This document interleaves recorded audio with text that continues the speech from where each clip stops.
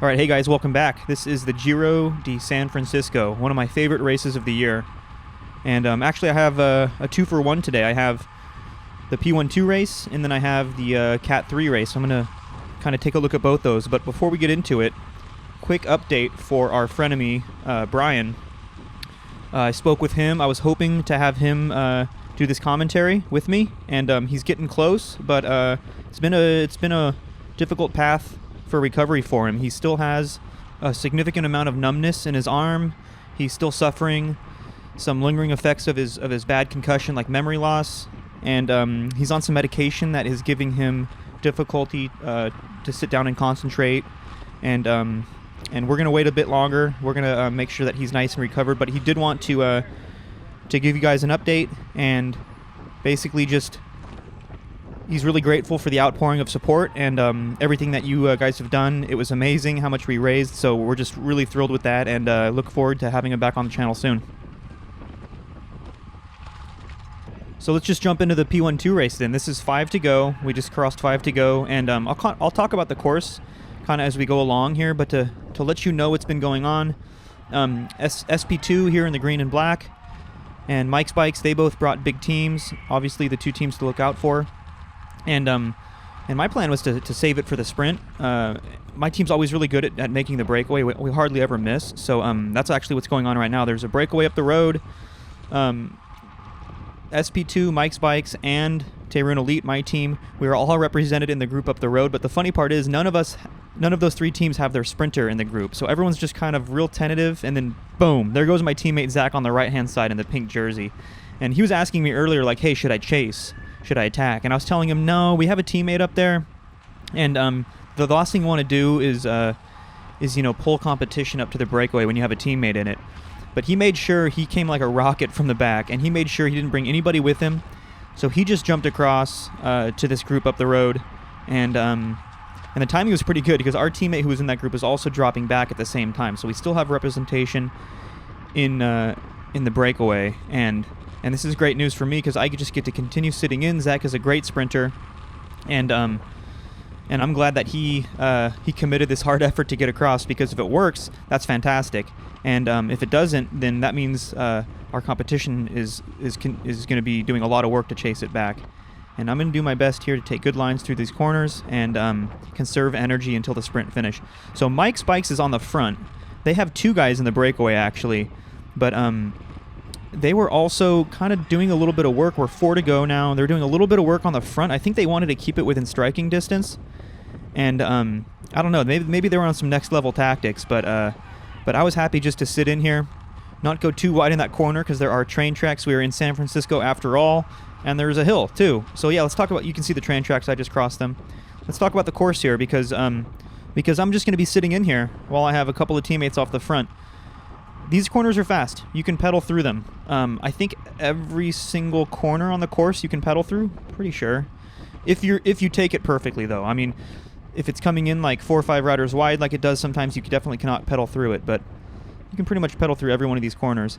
And Zach was brought back. You could see him right there. So that didn't work. But it forced our competition to chase a little bit, and it's going to work out in the end. So I won't spoil it, but just keep watching. So we just went up the hill in that bottom portion of the course you can see on the right. Now we're going down this, like, it's like 2 or 3%, probably 2% downhill. It's screaming fast. I'm letting this gap open up because I don't really need to close it. You'll see why in a second. It gets really bumpy down here. People were not taking this corner well, and you can just coast or pedal through this whole thing. You can see I didn't do any watts. I also didn't touch my brakes, and that gap still closed. So I wasn't going to spend unnecessary energy just to hold the wheel when I knew I was going to be able to make it up in that corner. And yeah, so now, like, I think Mike's Bikes wants these other guys who missed it, like Gavin, who's on the front right now from Mark Pro, to close it down for them. It's like they're not thrilled with who's in the break. They also aren't motivated enough to close it down. It was kind of the position SP2 was in for their sprinter Josh, and also the position we were in. So it was just this really weird kind of, nobody's thrilled with the composition of the breakaway, but we all have representation. So what do, you know? And I think Zach had a really good idea, my teammate. He was trying to bridge across. And look how close it gets right here. Like, the break is like 5 seconds away. At one point, they were up to like 25 seconds, which in a crit is huge. There goes Zach again, right there. He timed it on the same spot. This is coming into the hill. There's also kind of some crosswinds on this section of the course. And Zach sees it again. Zach times it beautifully, and this time he sticks it. He gets across, and I was super thrilled because then the front just kind of shuts it down here in a minute. Yeah, my heart rate 160 with 3 laps to go in a crit. We're not going very fast, guys. I'm usually up at 170, 175 at this point, so we're not going terribly fast. Zach shoots across the gap and then just continues working with that group up the road. And hey, if people want to chase it back, I'm perfectly fine with that. I'm just going to sit in the draft. You can see I have to go wide here. Oh, and there's my other teammate who was in the break, who had done a ton of work to establish it, and then also to keep that gap up around 15, 20 seconds for the majority of the race. And his job was done. That was pretty amazing. And now Zach, who had been recovering with me back in the pack like lazy sprinters for most of the race, now he's up there, and he's a force to be reckoned with in a break. 2 laps to go. Get pinched a little bit here against the against those cones, and I just want to make sure I'm in position here to respond to any more people who think that they want to try to bridge across, because you can see that gap opened up from the last lap to this lap already. They are probably twice the distance now, twice the gap as they were on the last lap. So it's amazing how things can change. Yeah, there they are, and it's deceiving. Even though you can see them up there, it's going up a hill into like a head kind of crosswind. So that's a pretty considerable gap. And with 2 laps to go, at this point, I'm thinking, well, maybe it's got a shot. It's got some new life in there. Zach jumped across, and so now Mike's now SP2. They got to make a decision, because they have to decide if they want to put all their marbles in the composition of the breakaway, or if they feel like bridging across, chasing it back. And I knew that it was going to be a little dicey in the end, so I just wanted to make sure I was going to fight for position up here and stay in like the top 10, top 15 riders in that slingshot position I've talked about in my previous videos. And right here in front of me, this is Matt. Matt has beat me in a number of races this year. I've talked about how powerful his sprint is, and I'm going to stay glued to his wheel. And also I'm looking out for Josh, because Josh is SP2 sprinter, and he also didn't make the breakaway. He's back here with us.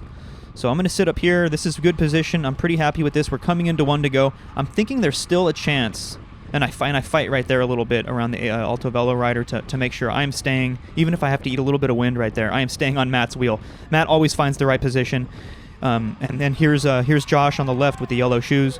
So we're going for it now, and Matt's also got some teammates, all these Mike Spikes guys up towards the front where they usually are, and I know they're going to string it out and make it fast in the closing portion of this race. So here we are. This is last lap.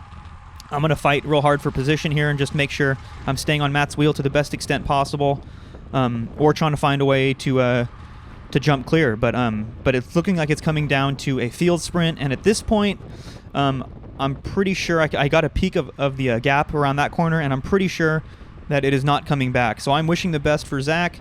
And see, attacks like this up the hill are kind of predictable, and it got a little bit stormed because it's just there's nobody controlling the front right now, and it's not fast enough. That's what makes it get swarmed like this, and I get pushed right there. Ooh, that guy takes a pretty wicked line, and I probably should have not let that inside open up like that. I probably should have closed that down.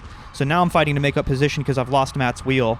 And I see a gap right here, and I really should have stepped on it right there, that moment, and taken, but Matt closes it down and shuts the door on me.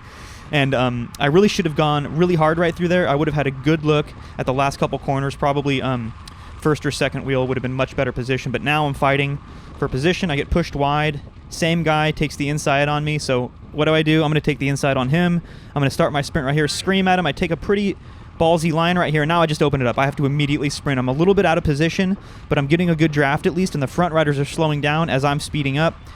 And I'm giving it all right here, but I don't quite have enough to come around Matt or Ethan, who is a SoCal rider with a wicked sprint. So teammate Zach ended up getting second to Cole Davis, professional rider on Action Hagens Berman. Pretty stoked with the result of the day. Had a good field sprint, but it was only for 10th place. All right, the Cat 3 race. This is coming into 5 to go. And the first thing you'll notice is it's not quite as fast, although it's almost as fast. And the riders aren't going to be riding as close to each other. They're not quite as comfortable with bike handling. There goes Dolce Vita rider attacking with 5 laps to go. But who's our rider here? This is from the perspective of James. James puts on the Mission Crit. James puts on the Red Bull Bay Climb. James is a bro, and I'm glad he sent me this footage. James is on the Team Mike's Bikes development squad. They are in that blue kit up there, and you can see his teammate getting away. James is pulling a tricky one right here. James had a teammate in front of him, and he's just letting that gap open up, forcing other people to ride around. That's pretty cool strategy. You don't see a whole lot of strategy. I guess that's the other difference between P1-2 and Cat 3 racing.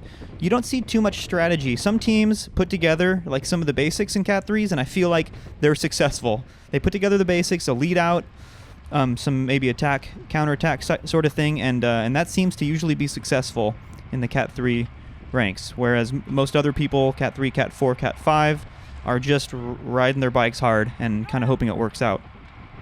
Couple riders off the front attacking right now. Let's get back to that in a second. Let me just talk about James's role on the team. So James comes from track racing. James is a Cat 2 track racer. He's really fit. He's really strong, and he is oftentimes the sprinter. But in today's case, he is working for his teammate, who is you won't see him a lot, which is good because James is in front of him. James is patrolling the front and making sure that it's going to be set up for a field sprint for his teammate. So his primary goal was to keep it together and then also make it real fast in the closing lap as sort of like a lead out for his teammate. And James is on the front right now, putting in some work because, there goes a teammate. And followed by everybody, including another teammate. So hard effort on the front, that's good. He just wants to make sure that gap up to those 2 riders, which were not his teammates, is manageable. Now he's falling back a bit, and this is one really common mistake I see people make, is falling back too far. See, if you're chasing, and by the way, if you and your team miss the breakaway, you're chasing. Chasing is different than like attacking or trying to bridge across. Chasing is like getting on the front, doing a hard effort but a manageable effort, and don't go so deep that you're like toast. Slot back in and gauge it right so you can get back to the front and do another effort. And James fell back a little bit too far, I want to say. He probably should have fell back to behind his teammate, who was like 4th or 5th wheel, but you're going to see him make up that ground a bit more. And at least his teammate, who's the sprinter, is not doing any work on the front. He's saving his legs. So plan A is still working out here, but they do need to make sure that things don't slow down too much, and that those 2 riders who were off the front get brought back. All right, fast forwarded a bit here, and you can see James has 2 teammates on the front, keeping it fast, which is great because you want to save your sprinter's legs, but you also want to save your lead-out's legs, if at all possible. And hey, if you have 4 smart riders who are all working together, then by all means, like, execute that strategy. Good job. And James took a good line through that corner, and now he is in pretty good position. And the wind was coming right to left, so he is staggered to the left for a reason here. I don't know why other people weren't. Let's see. He's going to mark this Dolce guy. And this is great. Like, when you get up towards the front and you notice that you have 2 teammates who are already up there, that feels really encouraging. And so now James is in a good position here to slot back in. He should probably be a little bit tighter on that wheel. But those 2 riders are still off the front, although the gap isn't very big. And you can see just one of his teammates, or maybe even both of his teammates, just rolled off the front right there. Am I seeing that right? Yeah, so he should be following this guy right here. That is like, you got to follow that wheel, especially coming into this corner. Got to follow that wheel because it's going to bunch up a little bit here, and then you're at the mercy of the guys who are in front of you taking like not so great lines. But I'm actually kind of impressed with how these Cat 3 guys are racing. I swear, like, the fitness level isn't that much different when you get to the P1-2s. It's just like way better decision making, I think, in a race. And over the course of like a 60-minute crit, you make 50 little small decisions. 2 laps to go, by the way. 50 small decisions that add up to like a huge difference, where you're fresh for the sprint or you're not fresh for the sprint. So this is such a good position where where he's still got a teammate or two off the front here. The gap's closing down, but James, keep it a little tighter here to this guy on the Olympic Club in the red jersey. You want to benefit fully from that draft. And now it's looking like it's almost all back together. There's some stragglers up the road, and with 2 to go, it's a bit dangerous. That's the moto up the road. So I think it's all back together now. And now if you're James and you're the primary lead-out guy for your sprinter, now's the time when you're looking back and you're making sure that if your sprinter isn't on your wheel, he is like momentarily on your wheel. He is working his way to getting on your wheel. And this is good position. He still has a teammate up in front of him there in the blue jersey. And yeah, I would be happy with this position right here. No reason to move up anymore. Also don't want to get swarmed too much. As I say that, he's being passed by a whole bunch of riders here. Be a little bit more assertive here. Be a little bit more aggressive. And close that gap. Like right here, you got to shoot up to your teammate's wheel right there. And that's like the difference between, like 4th wheel and 8th wheel. Kind of makes a big difference coming into 1 to go. And James admitted that he wasn't especially assertive on this day, and he needs to work on that. And I think that is the big difference between Cat 3 guys and P12 guys. It's the experience and it's the bike handling. And like I said before, it's not necessarily the fitness. And he is getting swarmed now, so this is coming in. This is 1 to go, and he just lost way too many positions, and he's still losing positions. He's taking this wide for reasons I'm not sure why. And sprint! Oh, he's got to get. He should have been in front. Oh, he just ate a bunch of brakes. He should have been in front of that Dolce guy, and that's his sprinter, by the way, right there on the low bike.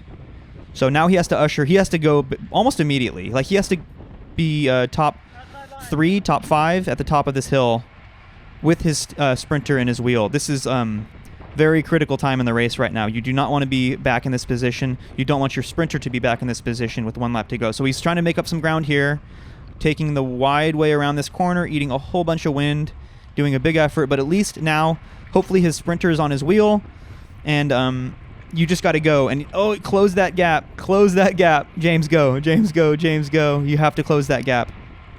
It is everything right now. We are 450 meters to go, and if you're the lead-out guy, you are sprinting right now. Sprint. Everything you have. Everything you have. Come past these riders. 7th wheel or whatever this is not good enough, which means your sprinter is 8th wheel. Takes a pretty good line through here. Keep pedaling. 0 watts is no good. Keep pedaling. Sprint. Close it down. You don't want your sprinter to have to close all this down, and you have to go immediately. You should be exhausted by this point right here. This is where you should be dropping your teammate off. And it looks like he's just got nothing left in his legs, and the race is over. I mean, there's gaps open up, and I see people come sprinting around. I don't see his teammate though, so maybe a little disjointed. I wish he had a rear cam. I wish I would have seen where his sprinter was. It looks like he lost James's wheel, so it was all kind of for naught anyway. But yeah, you just got to keep it so fast, and you got to keep it stitched up. More important than anything, make sure it's all stitched up. It's all together in the end, and save that work for yourself, and save the legs of your sprinter. All right, thanks for watching, guys, and see you at the next one.